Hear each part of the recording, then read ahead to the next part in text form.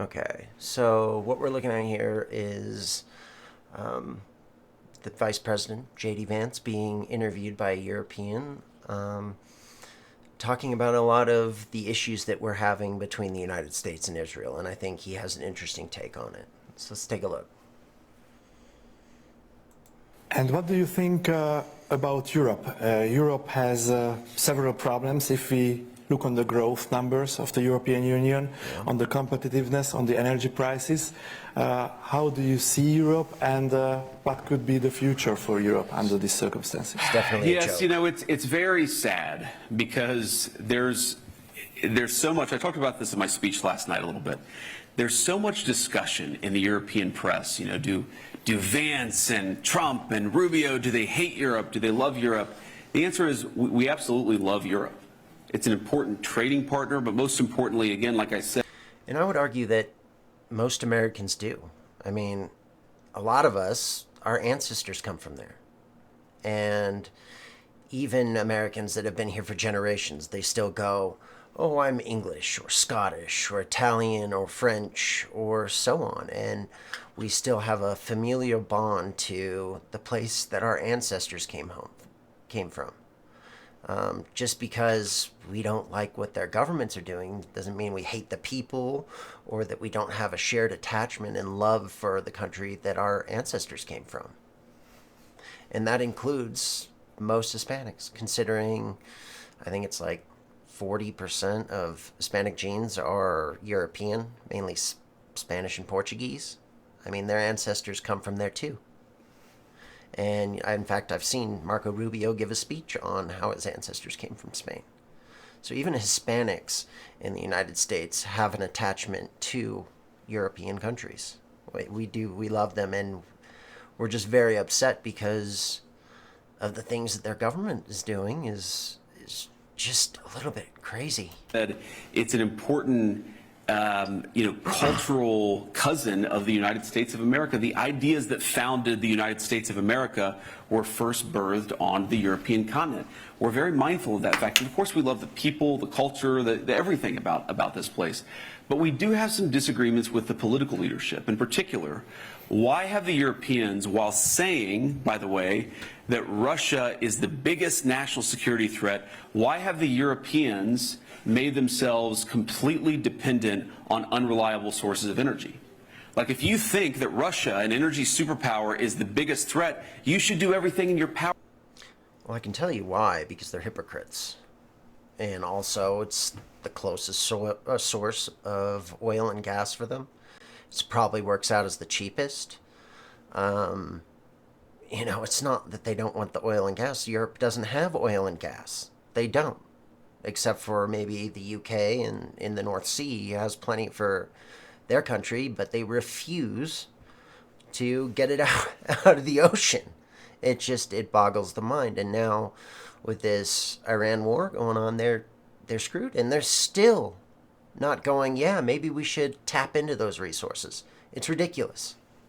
Or to make yourselves economically and energy dominant, like President Trump has done in the United States. Our European friends have done the exact opposite.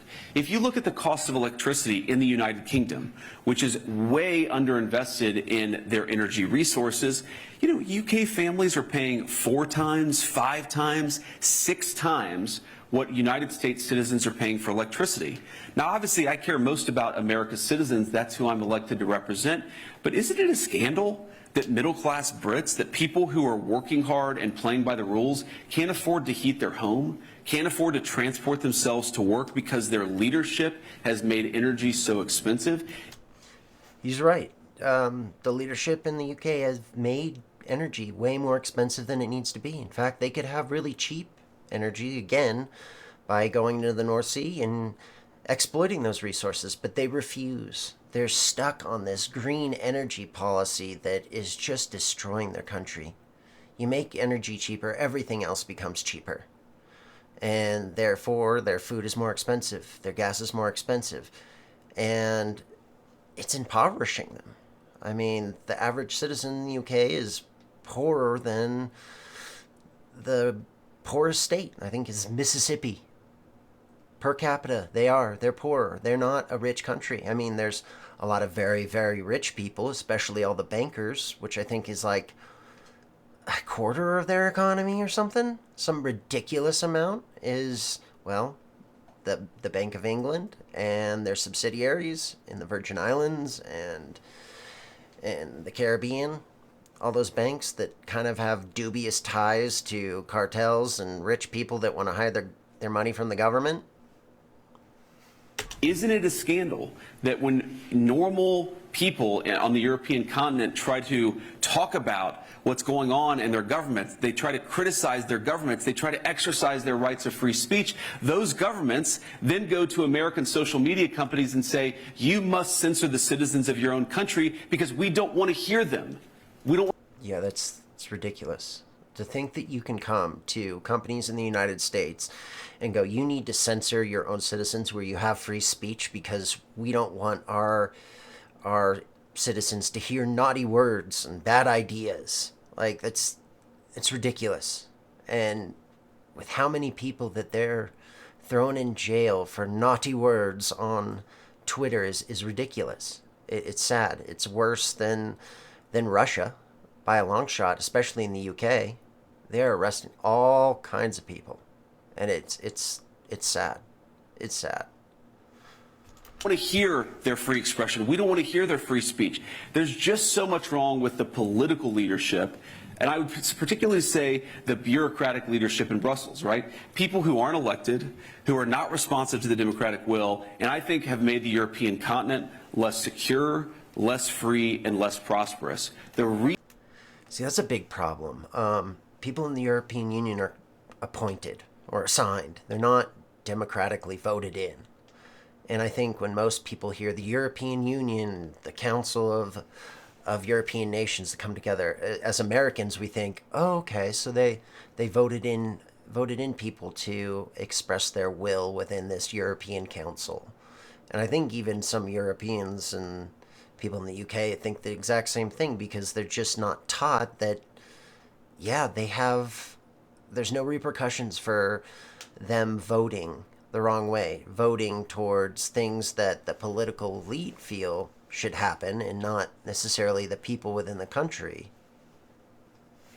The reason why we make criticism of European political capitals is because we want Europe to thrive and we think they're making a lot of mistakes.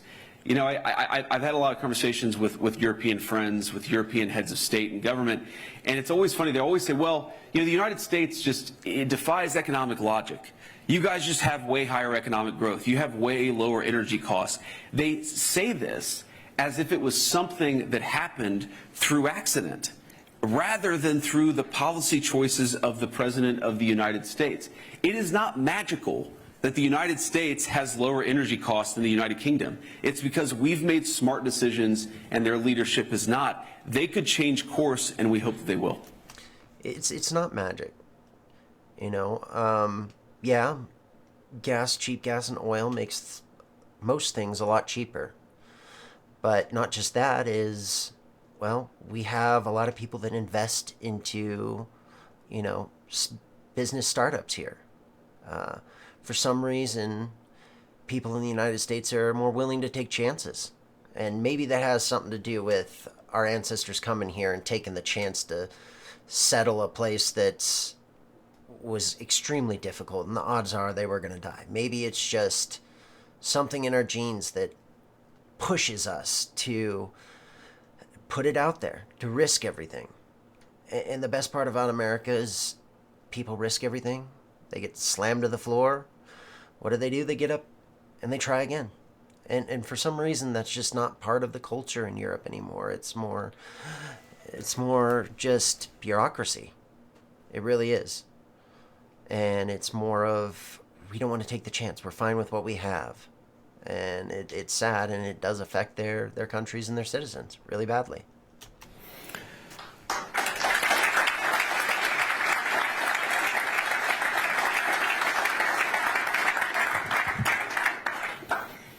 I have the opportunity now to ask you about Iran. There are latest developments, I think very positive developments during the night that we received, that there is a ceasefire.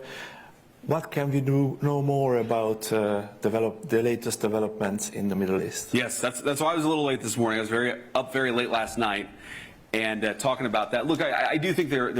So I'm going to stop it there, but it kind of goes over why the United States is upset at the Europeans, and well, why their citizens are upset, and why we would like to see better things happen for them, and why we are fighting against their political elite. It's not the people that we have a problem with, it's their elite class, their bankers, their bourgeoisie, I suppose. Anyway, it's just something to think about. We're not mad at Europe and the UK, we're just disappointed. All right, thanks guys.